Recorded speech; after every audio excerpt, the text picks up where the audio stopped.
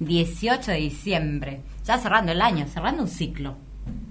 Y estamos con un gran amigo, alguien a quien yo respeto mucho, alguien a quien aprecio mucho, y hace mucho tiempo que nos conocimos en una noche inolvidable, en una cena en Tecnópolis, que nos matamos tanto de risa, el doctor Cristian Miño, más conocido como Chris Miño. En algún momento yo dije argentino, y la vez pasada el rector de una universidad colombiana me dijo, no, es ciudadano del mundo. Buen día, Cris. ¿Qué tal, Fabián? ¿Cómo están? Bueno, ante todo, muchas gracias por la invitación. Un gusto verles.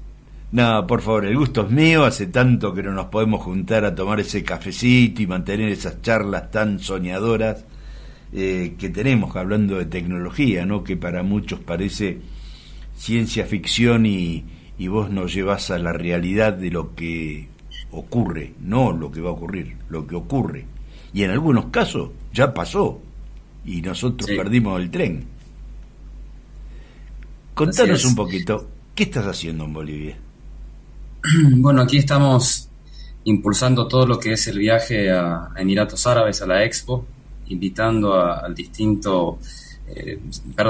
distintos sectores empresariales de Bolivia para que nos acompañen al viaje que se podría decir que es la primera misión comercial de Bolivia a Dubái, para que eventualmente se puedan abrir las relaciones bilaterales entre Emiratos Árabes y Bolivia, con todo lo que eso implica y con una gran posibilidad de que nos acompañen desde los sectores más altos del país hasta los sectores medios y pequeños, ¿no?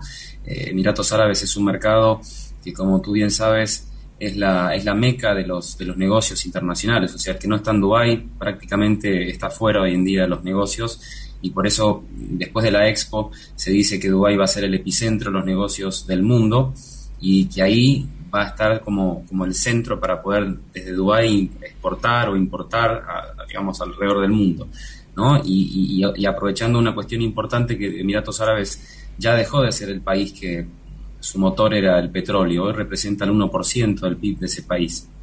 Entonces ese país se ha transformado gracias a los servicios, al turismo, y la tecnología juega un factor muy importante. Por eso nosotros en Bolivia y con el Centro de Innovación de Negocios E3 estamos viendo que Bolivia necesita, y no solamente Bolivia, sino América Latina, necesita principalmente acoplarse a ciudades o a países que tengan una mayor infraestructura tecnológica, porque como lo hemos hablado tantas veces, los países o las ciudades que no estén en conocimiento de que la ciencia y la tecnología es como la nueva materia prima para el desarrollo de esas ciudades y para el desarrollo de sus poblaciones, van a estar totalmente afuera. Creo que los mayores desafíos que se vienen son más humanos que tecnológicos, pero necesitamos sí o sí la tecnología cuanto antes. Fíjate, el último censo que se hizo a nivel mundial de tecnología decía que desde México hasta la Argentina solamente hay un 0,15% de especialistas con un título en tecnología. Eso implica que no tenemos especialistas en tecnología, además de lo que hacen nuestros gobiernos, que no están invirtiendo en ciencia y en tecnología. O sea, estamos hablando que es menos del 2% del presupuesto en casi todos los países latinoamericanos. Y tenemos nada más 100.000 graduados por año en todo el continente, y la realidad, y algo que preocupa mucho, es que cuando hablamos del futuro de la economía en América Latina, pensamos que la robótica o la inteligencia artificial hay que evitarla, cuando hoy nos está mostrando Alemania y nos está mostrando Corea del Sur, según la Federación de Robótica, que establece que cada 10.000 habitantes hay X cantidad de robots. En ese censo que se hace en la Federación Robótica nos podemos darnos cuenta que la inserción de robots en los países genera trabajo, genera justamente que aumente la productividad, que aumente la eficiencia. Es por eso, y ante semejante antecedente, que América Latina no tiene que tenerle miedo a la inserción de los robots o la inteligencia artificial, tiene que reinventar sus procesos productivos y tiene que comenzar de forma urgente a crear escuelas de reentrenamiento laboral. Yo tengo una pregunta, porque muchas veces nosotros, o la mayoría de los ciudadanos, cuando hablamos de robótica, nos imaginamos, aquellos que somos viejos, a la robotina de la serie Meteoro, o los supersónicos, perdón, o nos imaginamos a esa figura metálica que va tipo Transformer.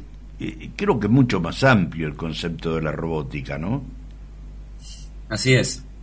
Tal es así que Michio Kaku, un científico que da charlas por todo el mundo, dice que la robótica va a ser algo que va a estar en todos lados y en ningún lado, o sea, como que prácticamente va a ser como la electricidad, ¿no? Donde todo va a ser tecnología y todo va a ser algo robótico, inclusive ante el riesgo que sí veo como una gran posibilidad que pase de aquí a los próximos 20 años, que el ser humano en vez de humanizarse se termine volviendo en un robot, porque si hoy uno ve las mal llamadas habilidades blandas, que recientemente la Universidad de Oxford dijo que ya no eran más habilidades blandas, sino que había que considerarlas habilidades duras, porque se está dando cuenta, el sector educativo a nivel global, que las habilidades que eran denominadas blandas, hoy son necesarias para poder estar preparados desde lo mental, lo físico y lo espiritual ante desafíos que sinceramente no solamente son económicos, sino son humanos.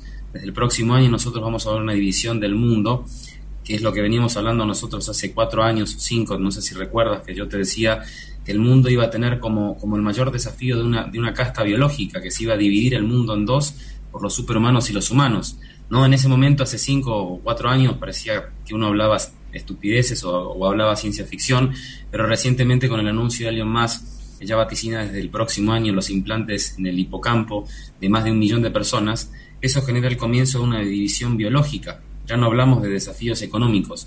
La cuestión es que mucha gente no dimensiona en su cabeza qué va a significar la economía del metaverso, no dimensiona qué va a ser esta cuestión de que todo prácticamente sea inteligencia artificial, no dimensiona esta diferencia biológica, ¿no? Que empieza a marcar un punto importante, porque de 200 años de revoluciones industriales siempre se hablaba de lo económico. Hoy ya vamos a comenzar a hablar de lo biológico y vamos a comenzar a hablar de lo sintético, ¿no? Y no solamente robots con cerebros artificiales, sino también esta posibilidad de que la transferencia de conocimiento no sea a través de un ordenador interfaz, ¿no? computadora cerebro interfaz, sino que la idea va a ser que el pensamiento, por primera vez en la historia de la humanidad, no sea un pensamiento biológico, sino que sea un pensamiento sintético, porque ya desde hoy ya comenzamos a ver empresas como por ejemplo CryoMind en Europa, que te obliga a decirte y a tener que analizar esta cuestión de que qué va a pasar con nuestra personalidad y con nuestros propósitos, si alguien va a poder venir y cambiarnos nuestros pensamientos, agregarnos nuevas memorias, borrar nuestra conciencia y poner una conciencia nueva, sentir experiencias de otra persona en el cuerpo de uno, ¿no? Entonces, ¿qué va a pasar con todo eso? ¿Y qué va a pasar con la privacidad mental? Que tanto manifiesta el neurocientífico español Robert Juste, porque si vamos a una era donde no va a haber privacidad mental, porque se van a poder leer a través de las frecuencias de las antenas 5G, eso es lo único que podríamos decir que es realmente preocupante en el aspecto para tomar conciencia de que lo que se viene no es un juego y hay que estar preparados, porque no causa cáncer el 5G, no tiene nada que ver con las teorías conspirativas que se están hablando hoy en día en relación y en función no a todo este tema no sanitario, pero sí es verdad que con las frecuencias de las antenas 5G se puede leer las frecuencias cerebrales de las personas. Hoy recientemente acaba de lanzar el gobierno de Corea del Sur una inteligencia artificial que puede leer las emociones de su población, y eso hace que se pueda tener como un conteo de cada persona a nivel emocional, y ese conteo le permite a un gobierno o a una corporación saber cómo está emocionalmente una ciudad. Y esa, para manipularla... Te interrumpo, y esa creo, si mal no tengo entendido, es lo que está llevando a una competitividad y marca una diferencia profunda entre el gobierno de los Estados Unidos y el gobierno chino.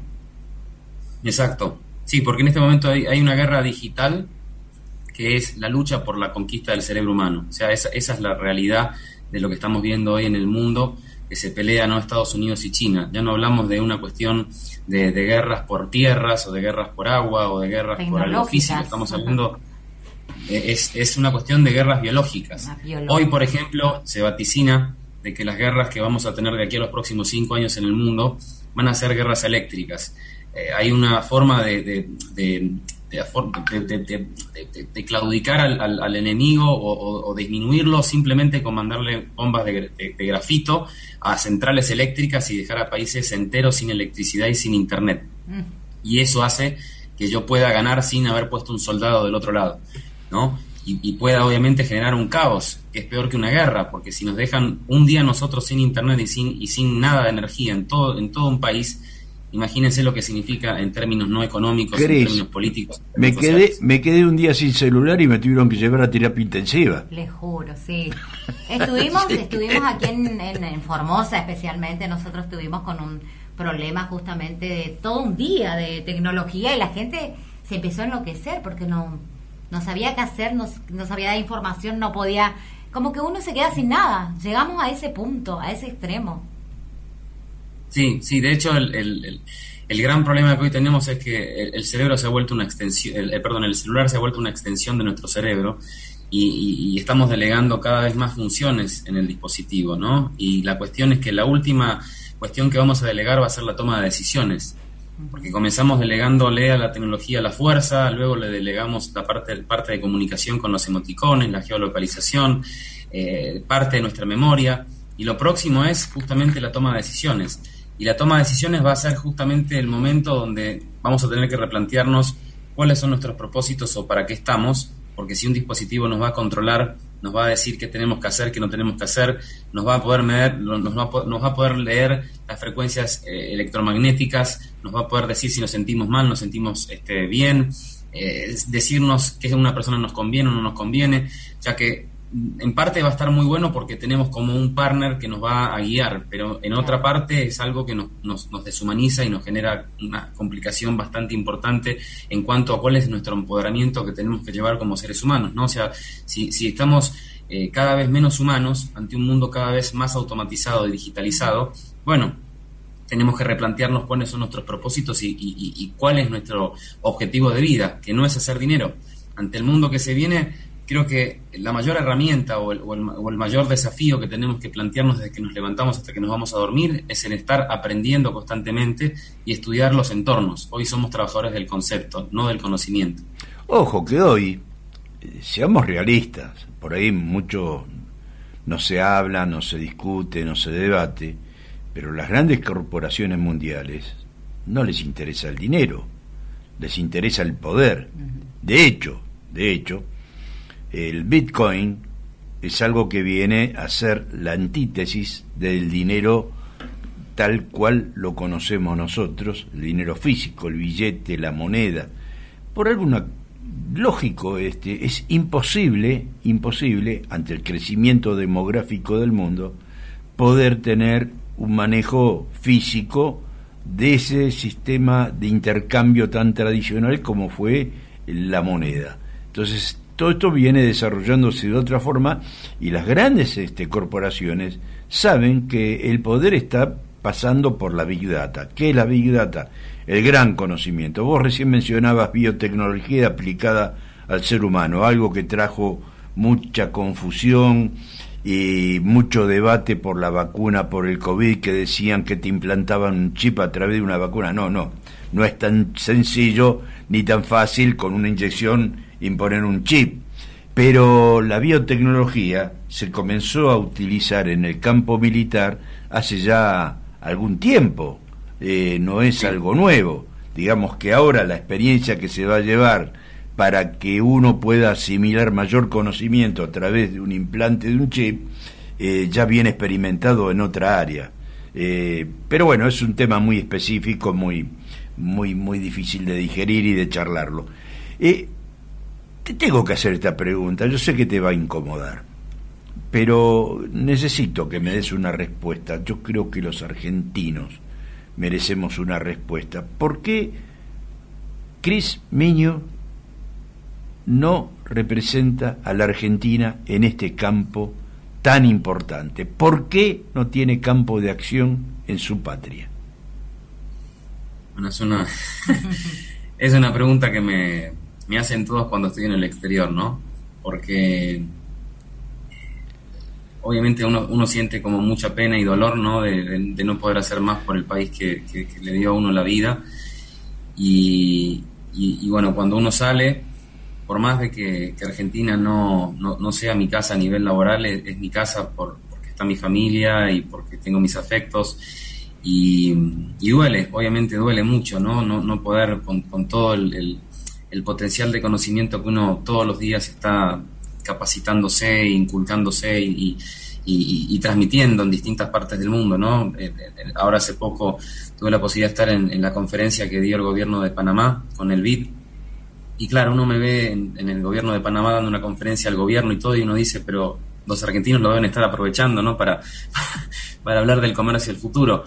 Y la verdad que sí, duele mucho porque siempre sentí que Argentina no me estaba dando ese lugar, y por eso empecé primero en Bolivia, después en Colombia, y la realidad es que hoy me siento valorado en el exterior, me siento valorado en Asia, me siento valorado en Emiratos Árabes, me siento valorado, bueno, obviamente en Bolivia, que se convirtió en mi segunda casa, con todo lo que implicó obviamente un centro de innovación que no fue nada fácil. Como tú sabes, hace más de 3 años que estoy con el centro de innovación, y en el medio hubo, ¿no?, todo el tema político, la pandemia, y hoy por suerte hemos avanzado bastante, estamos firmando convenios con instituciones importantes aquí en Bolivia y generando algo bastante interesante en cuestión de abrir nuevos mercados, ¿no? Y lo que veo de Argentina es que sí, en mi caso creo que es el caso de muchos argentinos, ¿no? Que les pasa que encuentran su lugar afuera, y bueno, por más de que en el lugar de uno no sea, ¿no?, el Mesías, uno va siempre a tratar de ayudar a la Argentina, y yo de hecho recientemente abrí una fundación de educación espacial que todavía no comenzó a ejecutarse, pero ya está constituida legalmente en Argentina. Y con eso mi objetivo es darle un poco de futuro a la Argentina, teniendo una institución así, ¿no?, que promueva la educación espacial, que promueva todo lo que va a ser la quinta revolución industrial, porque va a ser el metaverso y el tema de la quinta revolución industrial en sí, que es el tema espacial, ¿no?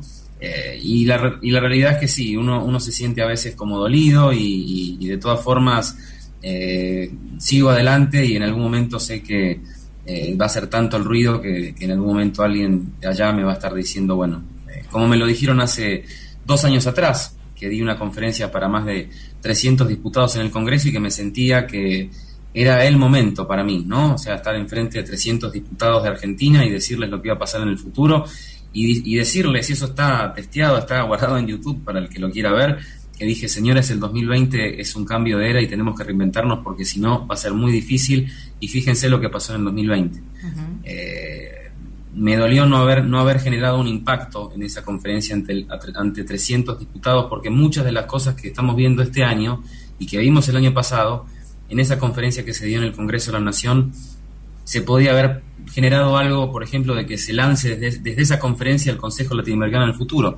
Es algo que en Colombia lo estamos trabajando, que próximamente esperamos que se termine de formalizar y que sea una realidad para toda América Latina, que tengamos un consejo, que empecemos a no solamente a pensar en el presente, sino a pensar en el futuro y relacionarlo con el presente, para que tengamos un poquito más inclusive de presente positivo, ¿no? No solamente hablar de tanto futuro, pero si el presente no lo trabajamos proyectando hacia el futuro, es muy difícil que el presente sea bueno, y mucho menos posible que el futuro sea obviamente muy bueno para la región, teniendo en cuenta todos los temas que estamos teniendo en América Latina, que no es solamente Argentina el problema. O sea, desde México para abajo la situación está bastante complicada. Las pymes en Panamá, por ejemplo, según lo que estuve estudiando, y la posibilidad de haber estado con ese mercado dando 2 conferencias, primero para la Federación de Sindicatos y después para el Ministerio de Industrias de Panamá, me contaban los empresarios que necesitaban tecnologías para mejorar sus sistemas de producción, necesitaban más conocimiento justamente en diferentes tecnologías para darle personalización al consumo, y necesitaban salir al exterior. Pero si no hay un profesionalismo, si no hay una unión empresarial, es muy difícil que las pymes sobrevivan, y mucho más difícil que una industria se reinvente, porque lastimosamente, si bien el gobierno a nivel mundial cada vez tiene menos poder sobre la toma de decisiones, porque realmente hoy el poder está en las corporaciones, no en los gobiernos, las empresas tienen que empezar a hibridarse con la tecnología, es algo necesario, y toda esta cuestión pandémica, según lo que decía IBM, ya el 66% de las empresas, ¿no?, obviamente en el mundo se están digitalizando, pero 66% es muy poco. Y cuando hablamos de futuro en América Latina, vamos a tener solamente el 7% de la población conectada a 5G en el 2025. 7%. Entonces, cuando hablamos del metaverso, cuando hablamos de los seres sintéticos, cuando hablamos de la computación cuántica, estamos a 30 o 40 años luz de eso. ¿no? Fíjense que el mismo secretario de Estado de Estados Unidos decía, estamos 20 años atrasados de China en tecnología, ya que Estados Unidos hoy está 20 años atrasados en todas las áreas de tecnología, ¿no? ¿Cuánto está América Latina atrasado en tecnología si Estados Unidos está 20 años atrasado con relación a China? Entonces, eso en parte hace que nos pongamos a pensar, y en relación a tu pregunta tenemos que darle, en Argentina principalmente, espacio a gente que hable justamente de estos temas, apoyarlos, motivarlos, porque si no el talento se va. El talento se va y esa es la gran tristeza que uno siente, ¿no? Porque en mi caso es como el caso de millones de argentinos que hoy están siendo valorados en otros países, inclusive yo trabajo hasta en España, ¿no? Que es un lugar que jamás pensé que podía estar trabajando, y estoy trabajando en una empresa de humanos digitales, que ya el Aeropuerto de México acaba de cerrar un contrato para tener sus humanos digitales dentro del Aeropuerto de México. Y bueno, son países que cuando uno se presenta y muestra lo que hace... Aclaremos, Humanos Digitales, el que te atiende cuando llegas a Dubái. Exacto, sí, es una representación humana, pero no existe, es la figura de un humano que no existe. Exacto. Lo podemos ver en el neón de Samsung, ¿no? Ya es un chatbot, o vamos a poner un ejemplo, es Siri o Alexa, que tienen la representación de un humano que no existe, pero que uno ve como que fuera un humano. Y eso es el futuro casi presente de lo que van a ser las comunicaciones a nivel empresarial con la gente, ¿no? Con respecto a que no vamos a ver una voz robótica, vamos a ver un humano como nosotros, que va a hablar como nosotros, que nos va a entender las emociones, que nos va a responder en cuanto a nuestras necesidades, y que va a personalizar el consumo de cada persona que tenga la posibilidad de interactuar en base al machine learning, que es como el cerebro de la inteligencia artificial, que empieza a aprender cada vez más rápido, a un punto donde, bueno, llegamos a los próximos 4 años, en el 2025, que se dice que digamos, en el mundo va a haber superordenadores que van a tener la posibilidad de procesar más de 24 exaflop por segundo, cuando nuestro cerebro procesa nada más 3 exaflop por segundo, ¿no? Podríamos estar 300 años viendo televisión y guardarnos la información en nuestro cerebro de esos 300 años, pero la realidad es que las supercomputadoras que vamos a tener en los próximos 4 años triplican y triplican lo que la capacidad de nuestro cerebro puede procesar por segundo. Ahora, esto yo que tengo el gusto y el honor de conocerte hace bastante tiempo, no lo estás diciendo ahora, esto lo venís diciendo, por lo menos que yo me acuerde, del 2012, 2013 que nos conocimos. Esto lo venís mencionando casi proféticamente desde aquel entonces. ¿Por qué ese empeño, y acá sí ya diríamos latinoamericano, de negación de una realidad? Porque filosóficamente hablando, a mi entender, hay dos momentos ciertos: el pasado y el futuro. El presente es efímero. El presente pasó, ni bien lo mencionaste. Ahora, el futuro también es pasado rápidamente. Lo que vos decías en el 2012, 2013, que lo charlábamos, que en ese momento parecía algo sacado de alguna película de Steve Spielberg, hoy ya lo vemos que es realidad. Hoy prendemos la televisión y vemos que Corea del Norte está lanzando un misil hipersónico, vemos que Inglaterra ya dejó de trabajar en el armamento supersónico que estaba desarrollando, porque hoy las nuevas tecnologías están avanzando de una forma distinta. Lo vemos en los celulares, uno ve la nueva gama de celulares que se oferta cotidianamente, que prácticamente son unos pequeños cerebros con pantalla que van alimentándose de nuestras formas de actuar, con quién nos comunicamos, de qué hablamos. Ellos van tomando conocimiento de nuestra conciencia, y eso es cotidiano, y la gente piensa que el chip viene por una vacuna. Entonces digo, ¿por qué esa negación de la realidad de lo que es hoy, no de lo que va a ser el futuro? El futuro ya, creo que, como bien lo decís vos, va a ser tan exponencial el crecimiento que es inimaginable. Pero vamos a lo de hoy. ¿Por qué esa negación? ¿Por qué no entender que la ex primer ministro alemana Angela Merkel dijo que para el 2030 no quiere más vehículos que no sean propulsados con una energía no fósil. ¿Por qué hay países como España donde los servicios públicos son híbridos? ¿Por qué no entendemos eso? Bueno, hay una respuesta simple, ¿no? En cuanto a lo que estás diciendo. Creo que principalmente el cerebro está acostumbrado a ver un 20% más lo negativo que lo positivo. Nuestro cerebro está diseñado desde que nacemos a justamente a ver que lo negativo es lo que predomina, ¿no? Y no nos ponemos a pensar nunca de todas estas cosas positivas que también vienen y cómo a la vez ver lo positivo hace que eventualmente podamos prepararnos con más ahínco y más fuerza para el futuro, ¿no? Pero desde la preparación, no desde el sistema de defensa o de alarma. O sea, hablando buen criollo, lo negativo es más cómodo. Exacto, sí, como decían en los años 20 los periodistas americanos, mientras más sangre, mejor, porque la gente va a estar más enganchada con lo negativo, con las noticias que son malas, que las noticias que son buenas. Hoy si uno ve todo lo que es, por ejemplo, antes de la Segunda Guerra Mundial, el mundo era muy complicado antes de la Segunda Guerra Mundial. Es verdad que el mundo que estamos teniendo ahora está siendo complicado en muchas cosas, pero es porque no nos estamos reinventando. Si no encontramos, por ejemplo, una solución con respecto a qué hacer con la inteligencia artificial, no es porque la inteligencia artificial sea algo malo, sino porque no la sabemos utilizar. Es una herramienta que sirve para crear o para destruir. El tema está en la preparación que uno tiene con respecto a la inteligencia artificial, no el uso de la inteligencia artificial.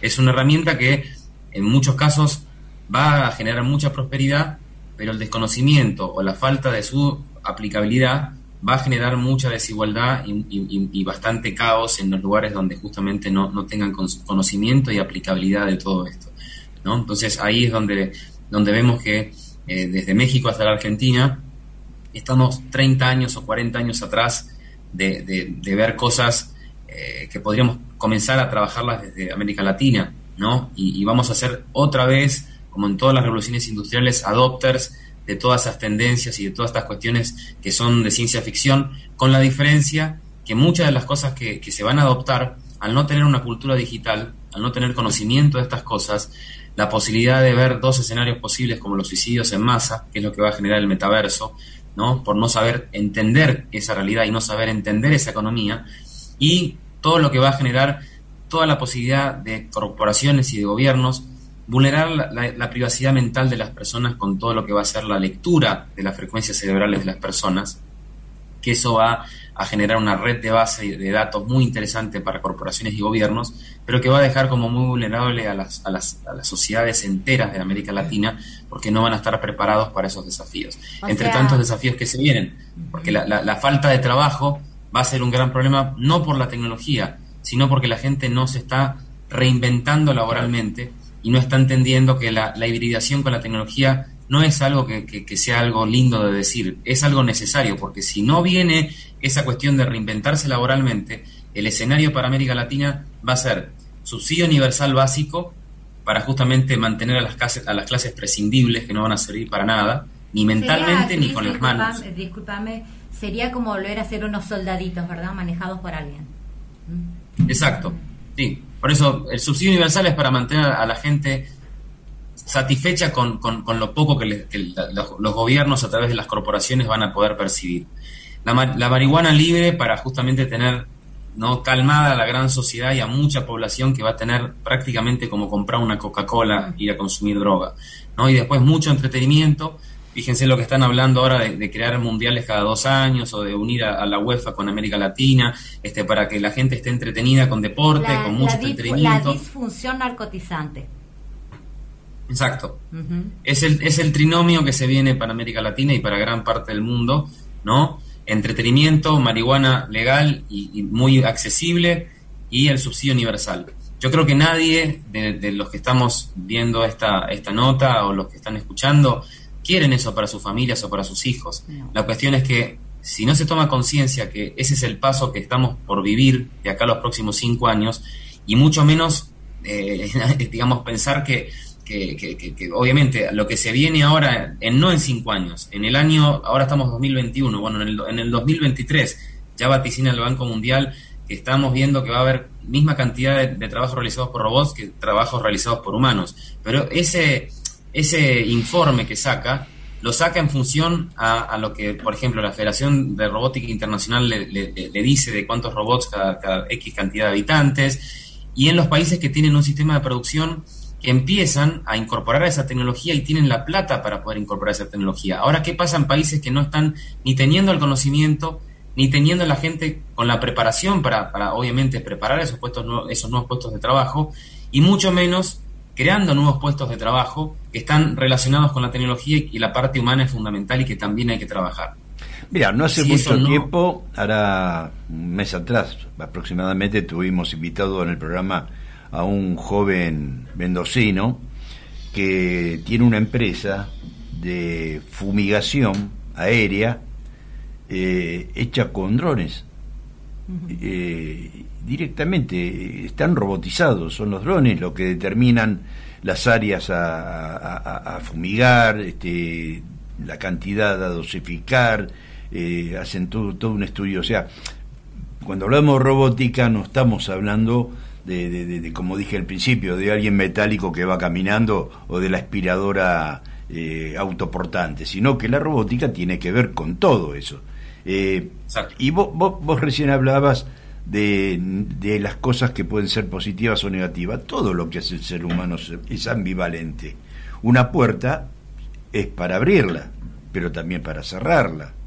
Un ladrillo es para construir una casa o para pegarle un ladrillazo en la cabeza y lastimar a alguien. Todo tiene una ambivalencia. Lo que le pone el valor es, uno, la intención. Me acuerdo Fontana Rosa, alguien que admiro y aprecié muchísimo y aprecio muchísimo. Él decía, las palabras no son buenas ni malas, es la intencionalidad que uno le pone. La tecnología no es ni buena ni mala, es el uso que se le da. Entonces, en este momento es cierto lo que vos decís, y acá te llevo al campo que me interesa preguntarte. Argentina está en un problema muy serio, social, político y económico. Y digo, este problema económico, cuando decimos que la Argentina tiene que pagar en algún momento, no sé si ahora, dentro de 10 años, 5 años, pero en algún momento va a tener que pagar el dinero que se le prestó, que llegan a 50.000 millones de dólares o algo más con los intereses.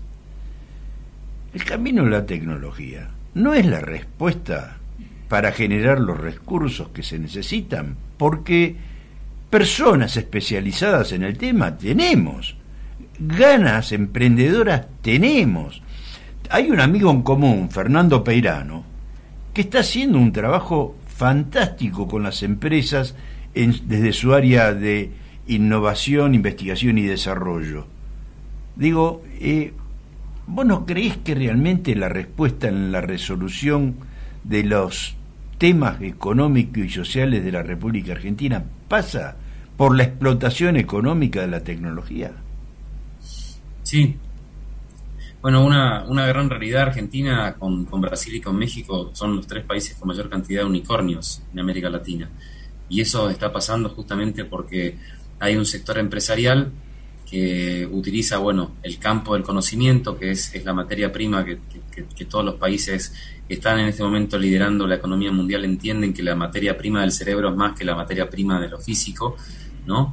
Y a partir de ahí se crean justamente startups que después terminan siendo unicornios y que son modelos del mundo, ¿no? Desde, bueno, en el caso de Argentina, Mercado Libre es un claro ejemplo, ¿no? Globan es otro ejemplo, y hay otras startups que están surgiendo ahora que van a generar un cambio disruptivo aún en países como el nuestro, que son países que no están entendiendo que la clave para salir adelante es justamente la ciencia y la tecnología, y sobre todo la educación en la tecnología. Cuando hablamos de educación en tecnología no hablamos de mostrar a los chicos que hay que programar, porque programar, como dice el presidente de Apple, es como hablar inglés hace 20 años. O sea, claro, hoy no hablamos de que programar es algo que es un lujo, claro, es una necesidad para entender la nueva comunicación que vamos a tener que interpretar, ¿no? Que es una comunicación que hace que nos tengamos que hibridar, pero que también prepararnos en el posible y hipotético caso que en algún momento esas inteligencias se rebelen y ahí se genere como una cuestión, ¿no?, que se dice que puede ser distópico, ¿no?, esta situación, pero la realidad es que es un escenario muy posible, teniendo en cuenta que hoy vemos un videojuego y vemos cómo se duplica cada año, ¿no?, el tema de los gráficos. Si no, vean el caso de Fortnite o el caso del juego de Matrix ahora que acaba de salir, cómo es cada vez más real un videojuego, ¿no?, y cómo es cada vez más real hablar con una inteligencia artificial a través de una representación de un humano digital,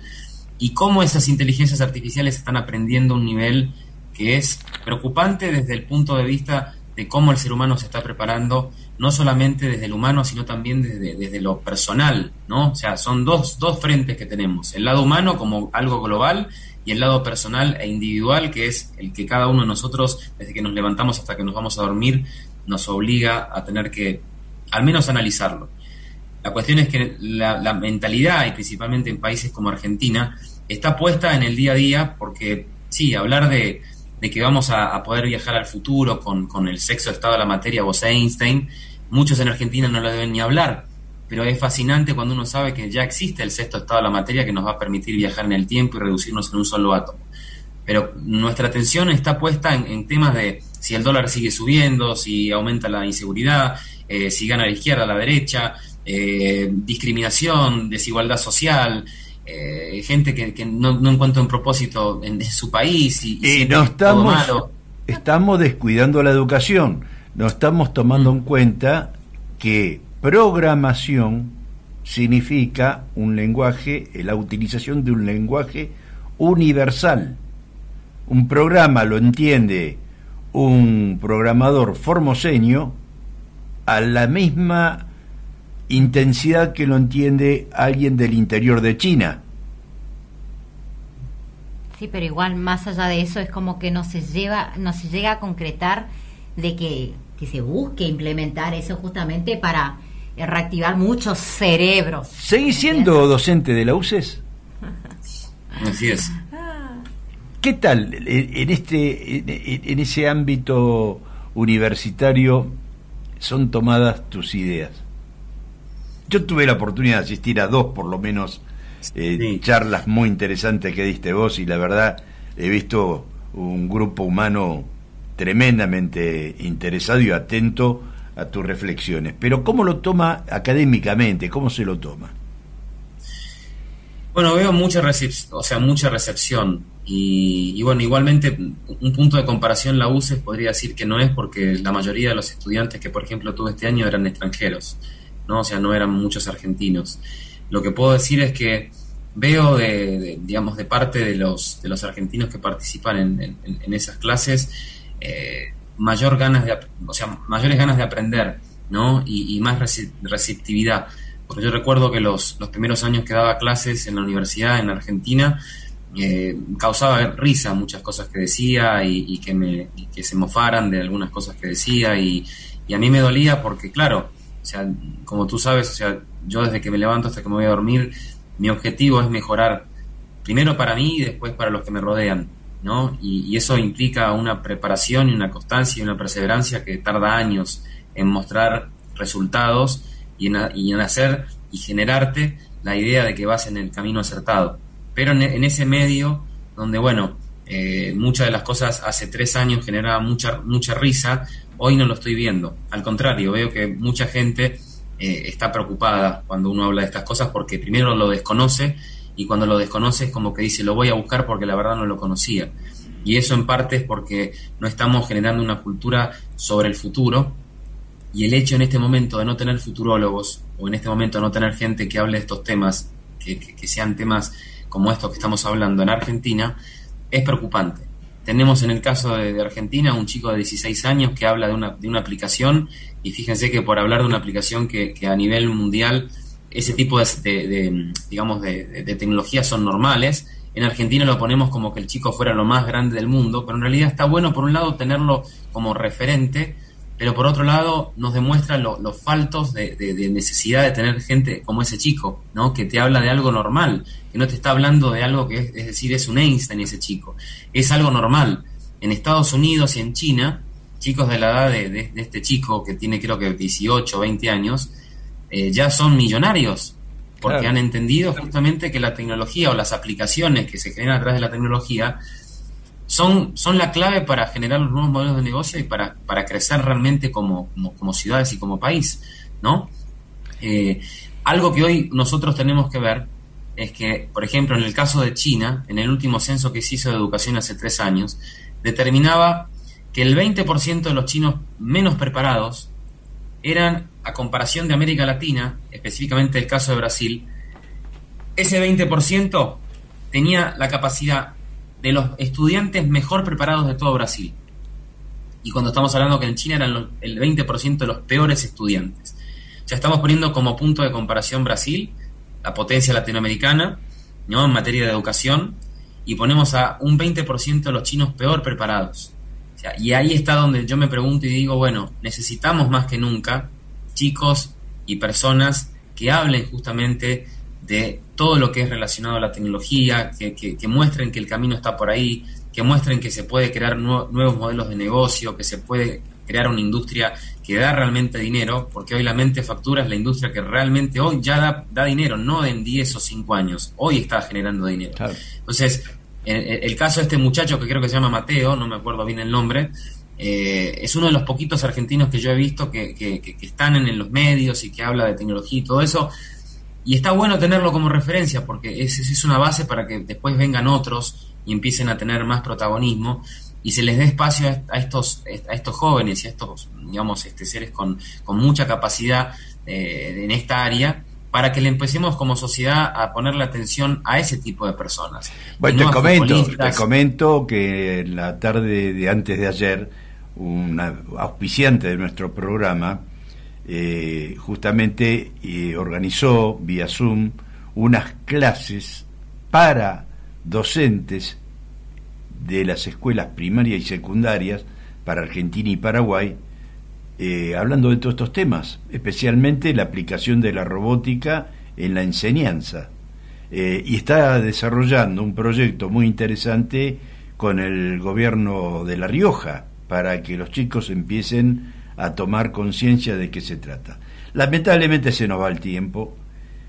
Quiero decirte algo, yo voy a discrepar con un amigo común, más amigo tuyo, yo lo conozco por la radio, que es Carlos Eduardo Rodríguez Pulido, del rector de la Universidad Horizonte de Colombia, que dijo en algún momento que vos eras el ciudadano del mundo, no argentino. Yo sigo diciendo, Chris Miñu es argentino que le está prestando un servicio al mundo y a la humanidad, y a quien te agradezco tanto que nos hayas atendido, robándote un tiempo tan valioso a las actividades que venís desarrollando. Y ojalá, te dice el dicho, que nadie es profeta en su tierra.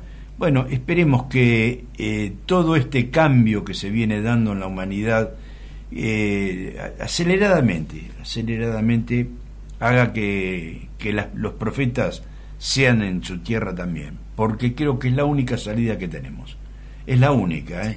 Hoy, lo dije al principio, no alcanza con vender commodities, no podemos ser un país exportador de producción primaria, hay que industrializarlo, pero tampoco alcanza generar industria que no esté tecnológicamente adecuada, no sirve tampoco.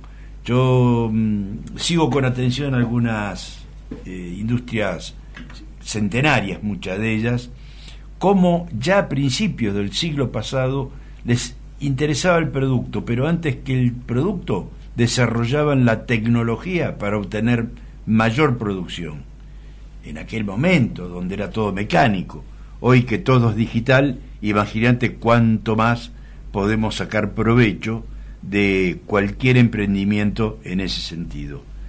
Cris, un mensaje breve, contundente, como sabés hacerlo vos, para que la gente entienda el sinónimo o el matrimonio que hay entre empresa y tecnología. No sin antes mandarte el saludo que te manda José Luis Lopetegui, un amigo común. Bueno, mándale saludos también, se les extraña por allá. Y en cuanto a lo que podría decir para finalizar, creo que hoy el desafío es hoy, ¿no? No es mañana. Y hay una palabra que ayer justo terminaba de dar clases en la UPB aquí en Bolivia y les hice hacer a mis alumnos como un trabajo práctico, ¿no? De que tenían que definirme qué característica personal había que tener para abordar el futuro. Y la mayoría dijo resiliencia. Y creo que esa es la palabra que tenemos que incorporar y tenemos que empezar a aplicar. Ser resilientes, porque de lo contrario, los impactos que vamos a recibir desde lo personal, por no saber prepararnos para eso que se viene a la vuelta de la esquina, no solamente van a generar que podamos quedar como seres prescindibles, sino también no saber qué hacer con nuestra vida. O sea, que no hablamos de trabajo nada más.